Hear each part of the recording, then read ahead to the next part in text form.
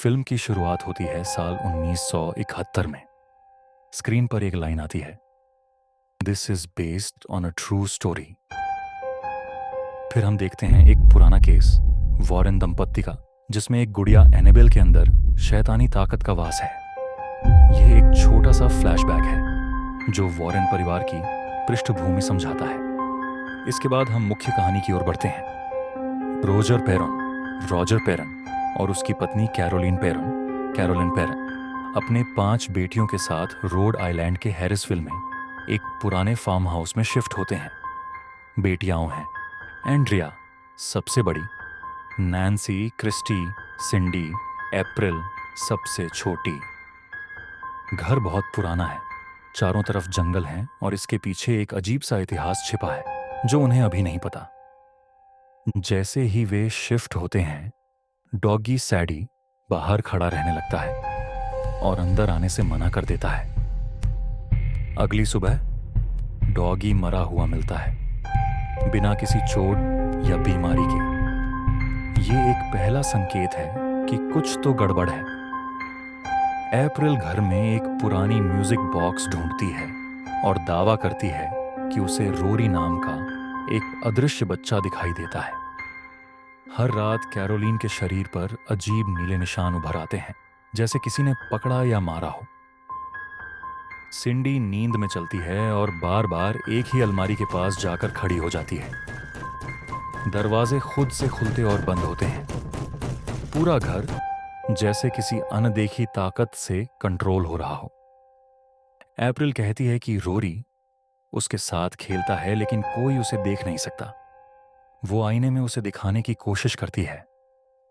जब music box बंद होता है, तभी रोरी झलकता है। डर से परेशान कैरोलिन एड वॉरेन और लोरेन वॉरेन से संपर्क करती है। एड वॉरेन चर्च द्वारा मान्यता प्राप्त डेमनोलॉजिस्ट्स हैं। वे जब घर में आते हैं तो एकदम ठंडी हवा, बदबू और नकारात्मक ऊर्जा महसूस करते हैं। लोरेन को यकीन हो जाता है कि यहां कोई आत्मा नहीं, बल्कि एक डेमोनिक प्रेजेंस है। लोरेन और एड घर की जांच करते हैं और पुरानी डॉक्यूमेंट से पता चलता है यह घर कभी बैथ शीबा शेरमन नाम की औरत का था। बैथ शीबा ने अपने नवजात बच्चे की बलि शैतान को दी थी और फिर पेड़ से फांसी लगाकर आत्महत्या की थी। मरने से पहले उसने जमीन को शाप दिया था, जो भी मेरी जमीन पर बसेगा उसकी आत्मा मुझे देनी होगी। वे यह भी पाते हैं कि बाद में इस घर में जितने भी लोग रहे, उनमें से कई गायब हो गए या खुदकुशी कर ली। एड वॉरेन अब चर्च से एक्सॉर्सिज्म की परमिशन चाहते हैं। परमिशन पाने के लिए उन्हें सबूत चाहिए। वे घर में कैमरे, रिकॉर्डर्स और थर्मल सेंसर लगाते हैं। कैमरे की रिकॉर्डिंग में दिखता है कि सिंडी नींद में चलती हुई अलमारी के अंदर छिपे हुए एक तहखाने तक जाती है। लोरेन तहखाने में उतरती है और उसे पुराने खून के निशान, हड्डियां और शव मिलते हैं।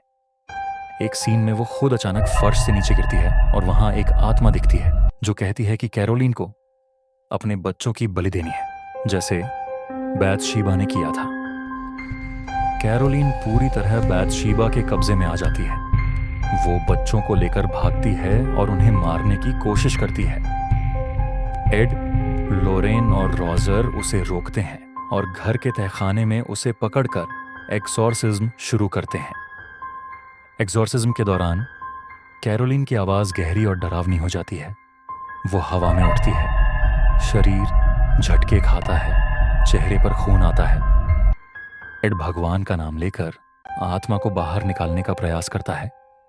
लोरेन उसे उसकी बेटियों की याद दिलाती है और एक पॉजिटिव इमोशन उसे बचाता है। आखिरकार एक तेज चीख के साथ आत्मा छूट जाती है। कैरोलिन होश में आती है। परिवार फिर से एकजुट होता है। एड और लोरेन घर से जाते वक्त कहते हैं, कभी कभी सबसे बुरी आत्माएं भी ईश्वर के सामने हार जाती हैं। द कॉन्जरिंग सिर्फ डर नहीं दिखाती, ये प्यार, विश्वास और परिवार की एकता की कहानी है। यह फिल्म आज भी सबसे डरावनी हॉरर फिल्मों में गिनी जाती है। क्योंकि यह सच्ची घटनाओं पर आधारित है।